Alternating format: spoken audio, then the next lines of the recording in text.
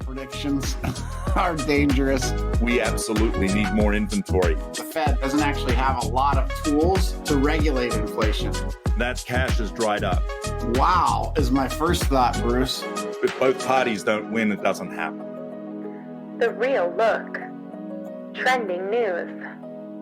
G'day. Today's Wednesday, November 29th. I'm Bruce Hardy. And I'm Chase Williams. And this is the news you need to know. According to Fannie Mae, the housing market has not hit the bottom in existing home sales yet. In fact, they're projecting that we're going to see it drop further. With mortgage rates having previously soared to around 8%, existing home sales will likely decline further to bottom out in early 2024. Now, the good news is that sales will rebound as mortgage rates are expected to decline. And that's all from Fannie Mae's Economic and Strategic Research Group. You and I aren't big fans necessarily of these projections, but what thoughts do you have of this? I can tell you this, Bruce, that is not music to the ears of a lot of our listeners, if, big if, that's true. Because frankly, if we haven't hit bottom yet, we are wondering why it feels like we hit our face on the bottom multiple times, given the conditions of the marketplace and the number of home sales that are happening at the very least industry-wide. There's a lot of talk, and as you mentioned, projection here around interest rates easing sometime in the late first quarter, first half, if you will, of 2024. That's a big question mark, Bruce. That would help in terms of relieving some of the restricted nature of the number of sales we're seeing. And yet we don't know if that's going to happen. I hope it does for a lot of people's sake. And I know a lot of people would agree with that. I think in terms of what we're doing in our businesses on a daily basis, we'd be best to act as if maybe it isn't going to happen. And then if it does, it's gravy, right? They're saying a lot of what we're saying, but just being a little more specific with the prediction, which we stay away from, which is that there's not going to be any immediate massive change or rebound in what we've been experiencing for a number of months now. Yeah, I think it's interesting, right, that you've got an outfit like Fannie Mae tying their projections to what they're betting interest rates will be. You know, and I got to be honest with you, I'm surprised that you can't bet on these interest rates on the sport betting apps. Because, I mean, that's literally what you're doing. You're gambling on that. But I think what's interesting here for me, Chase, was existing home sales declined 4.1% in October from September. And that came down to a seasonally adjusted annual rate of 3.79 million homes. And that's according to NAR. Now, compared to October of 2022, existing home sales have slumped 14.6%, down from 4.44 million. Again, right, we're seeing this, and they expect Q4 to seasonally adjust to be 3.9 million on an annualized basis. That would put us the lowest since Q3 of 2010. And by the way, that's the second month in a row that the seasonally adjusted number has been sub 4 million, right? We saw it at 3.9 the month before, now 3.79. I think it's interesting that they're expecting more sales in November and December than what they saw seasonally adjusted in October. That would be a surprise. I don't believe that'll happen, but again, not making any predictions. Regardless, Bruce, I think those numbers are incredibly low compared to not only the numbers we've seen in recent years, but even the numbers we've seen all the way back into the 90s.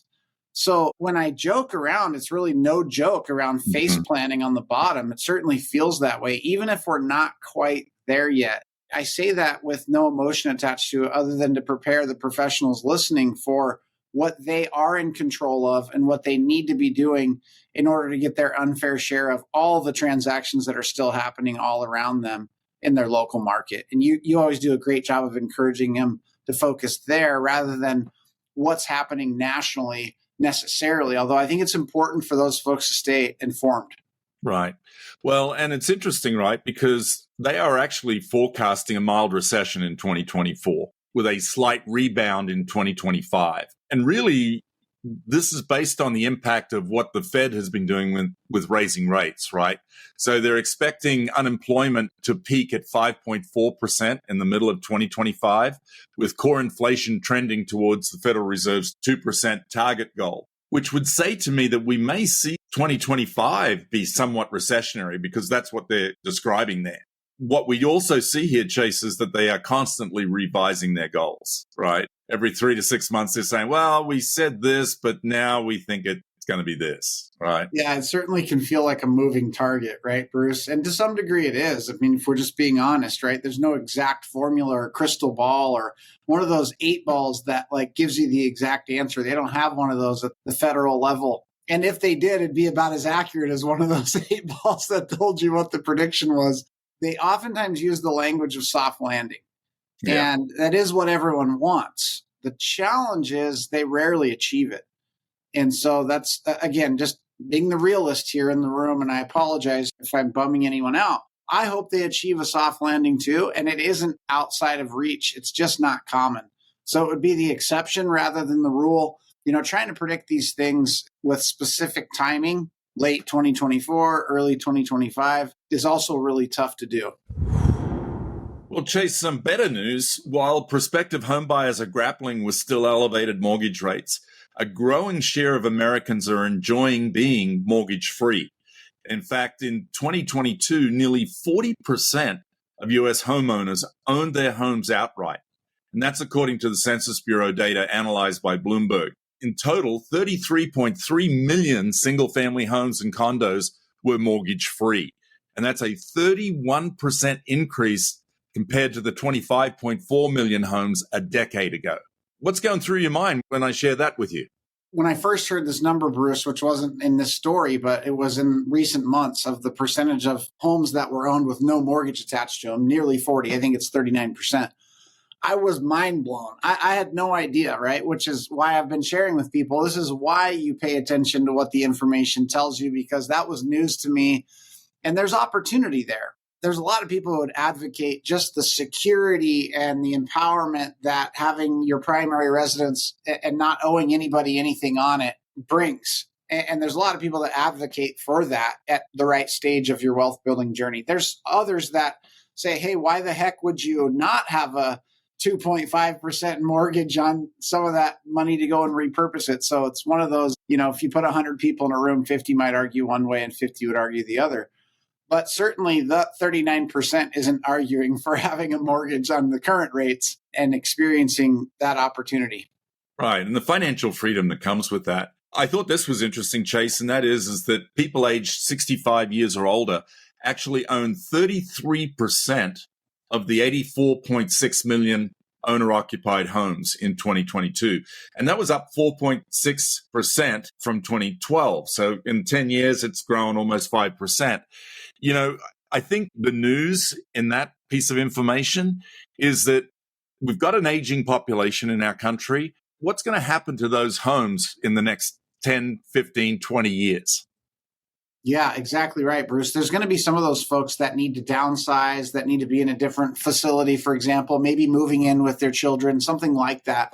Not to mention the worst of all that, which is death and the things that come along with age. And not to be morbid, but what we're really talking about here, Bruce, are the opportunities that presents, both now and in the future, right? And so it's encouragement to those listening that these are people that, A, you need to be in constant relationship and communication with so that you're the expert that they choose when they get ready to make a decision around this home that has no mortgage on it.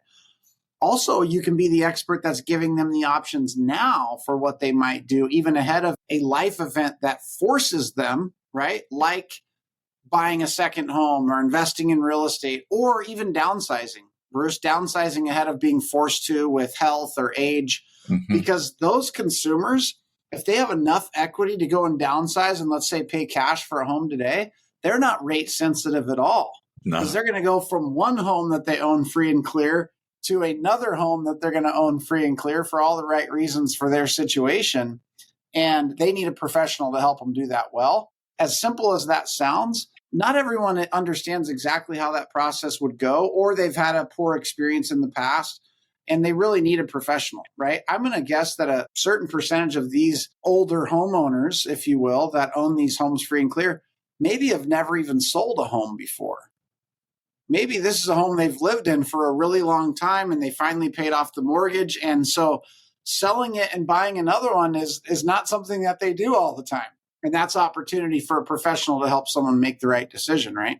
Yeah. When I first read these numbers, I was reminded of the interview that we did last week with Kathy Kleber and this idea of becoming certified in working with seniors, right? Because this is going to be a massive opportunity. The other thought is, why wouldn't you join the real estate planning community with Danny Hara? Again, with so many people having so much equity, I believe we're going to see some of that equity get transferred prior to them passing, right? Rather than after they die and their family gets to inherit that wealth. So again, this is a massive opportunity. And Chase, I was sharing before this podcast, we were talking about net worth as a result of owning real estate. Yep. And Lawrence Yun shared recently at the NAR Next conference in Anaheim that in 2019, the average net worth of a homeowner was $295,500. Now, compare that with a renter. The average net worth in 2019 was $7,300. Well, let's fast forward 3 years. The average net worth of a renter in 2022 was $10,400. So basically, what, $3,000 improvement, $3,100 improvement? However, the average net worth of a homeowner in 2022 was $396,200. So over $100,000 increase in average net worth in a 3-year period. Yeah, that's incredible, Bruce. And it illustrates what we've talked about a number of times, just the importance of homeownership and building wealth in this country, and the encouragement for anyone during any time to invest long-term in the right piece of real estate for them, right? That's not go buy a house if you're not ready or go spend more than you can afford. That's not any of that. That's just demonstrating the value and potential of owning real estate over the course of time and not waiting to do that only until you find the right piece for you, given your circumstances, and not a minute longer, right? That's an encouragement around what owning real estate can do for you.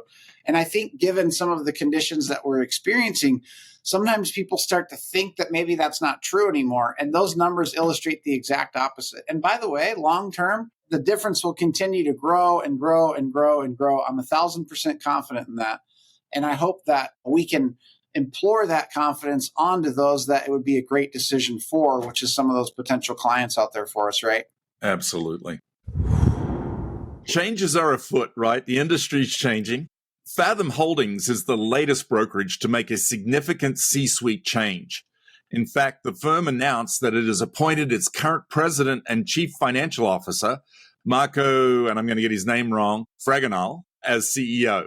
He's actually replacing the current CEO and company founder, Josh Harley, who is stepping down from the role and giving up his seat on the board of directors for family reasons. And the quotation marks, right? That's the quote. And he has endorsed the succession plan. Now, I think this is pretty interesting. I mean, Fathom hasn't been around that long, right? I think back in 2010, 2012, they're based out of Cary, North Carolina. And again, this is just another one of these changes that we're seeing. And I believe that the market and the shift in the market has a lot to do with that. Yeah, I'm certain that it has something to do with some of these changes we're seeing, Bruce. And certainly I wouldn't want to speculate regarding someone's family reasons, because we obviously believe in God, family, and then business, even here at this company. So I always respect people making the right decision for their family. And yet we are seeing the pressure of this market, the pressure of the competition in the industry, and frankly, Bruce, the pressure of leadership, which is always there, right? These other things just make the pressure of leadership that's always there a little more heavy sometimes, which is a responsibility, and it's something that we say yes to as leaders, and yet it can sometimes be exhausting. And there was a metric there for a while that the average CEO in a Fortune 100 company, or maybe it was 500, I forget, but the concept is still the same, is about 7 years. And those are across all different industries, right? And so whether that's still the exact data point or not, it indicates that there is a shelf life to submitting yourself to that level of pressure, depending on the size of business, who you are, right? The industry and other factors as well. But I think we're going to see more of this. And I don't say that with any emotion attached to it. That's just one of the few predictions that maybe I'll make on this program. We're going to see more leaders deciding that now's the time to cash out. Now's the time to retire. Now's the time to refocus on even other things in life, whether that's family or their own personal production. And those are tough decisions to make, right? They're not generally made lightly, and they're certainly not made in a vacuum. You can see where this company even is choosing a leader that's been with Josh for a long time to kind of step in at the helm for that reason. I mean, there's ego involved with it, but there's also identity, right? I mean, people who've founded companies have their identity tied to that. And I know making a decision like this isn't done lightly, right? It takes some effort to get to that place. Chase, we are talking every day to people who are wondering whether or not they want to keep doing what they're doing, right, in owning their own independent brokerages. Yeah, they are, Bruce. There's a lot of folks, opting into different options, whether that's selling or merging or being acquired. They're deciding that for now, continuing to lead at the level that they are is not for them. And I totally respect that. Yep. I think it's naive to think that all leaders aren't having that conversation with themselves regularly. I think that's just part of being a leader. I shared with one today, Bruce, on a call I was on, and I won't mention any names, but a leader who's really struggling with this is really hard. Do I want to keep doing this? I shared that it's a daily recommitment. It's a daily recommitment to the role. It's a daily recommitment to the responsibilities. It's a daily recommitment to those you've chosen to serve, right? And yet when you're thinking about yourself and how you're feeling and the pressure, right, it's kind of easy to forget that. And yet no one says that everyone has to recommit every single day for the rest of their life. But again, those are challenging decisions that are not usually made lightly. So I think we're going to see more of this. Matter of fact, didn't RE/MAX also just recently have a leadership change? Yeah, they did. So they just appointed Eric Carlson as their new CEO. And Carlson has most recently served as the president and CEO of Dish Network Corporation, right? So it's interesting as businesses evolve, and RE/MAX is a publicly traded company, as most of the large companies inside the real estate space are now. And there's a different skill set that comes along with that, all right, with running a public company versus running just a real estate company. So, yeah, I think these are interesting times. I think we're going to see a lot more as time gets on. And by the way, it's hard. Right. It's hard leading in tough times. And when you look back over the last few years, it's sort of been one sort of obstacle after the other, right? You had the pandemic. People hadn't been trained to lead through a pandemic before, right? And then you come out of that and you think, oh, great, finally we're back to work. And oh, guess what? There's now a whole new set of pressures, both economic in the industry. And think about this. I mean, we deal with this day in, day out. The world has changed as a result of that pandemic. I mean, we have had conversations around what's going on in commercial real estate with regards to buildings. We own offices and we're finding people aren't coming back. Now, leading when half of your workforce is remote and or hybrid, that's different, right? To having your people with you where you can influence them directly. Yeah, I think these are different times. They are different times, Bruce. And so it requires, a daily recommitment, but also an opportunity for learning, for growth, for figuring out new ways to do things as you shared. The tricky thing about growth that no one ever tells you, Bruce, is it's pretty painful in the moment. Growth doesn't actually come through, this is awesome, right? No. It comes through this is hard. The saying we have that we use once in a while, right? No pressure, no diamonds. Mm-hmm. But that's the opportunity that it provides those that continue to say yes to the responsibility and continue to, frankly, submit themselves to the pressure that is. The idea is that we're learning, we're growing, and we're developing as leaders, and hopefully that brings value to those that we serve. Well, that's the news you need to know. Don't miss this Friday's Northern Lights episode, where we'll interview Josh Adams with Keller Williams Realty Coeur d'Alene in Coeur d'Alene, Idaho. Thanks again for tuning in with us on The Real Look. This podcast is produced by Marissa Frost. Visit KWNWR.com to access the show notes from today's episode. Head over to Apple, Google, or Spotify, or really any major streaming platform to subscribe, and don't forget to leave us a review. Thanks again for listening to The Real Look.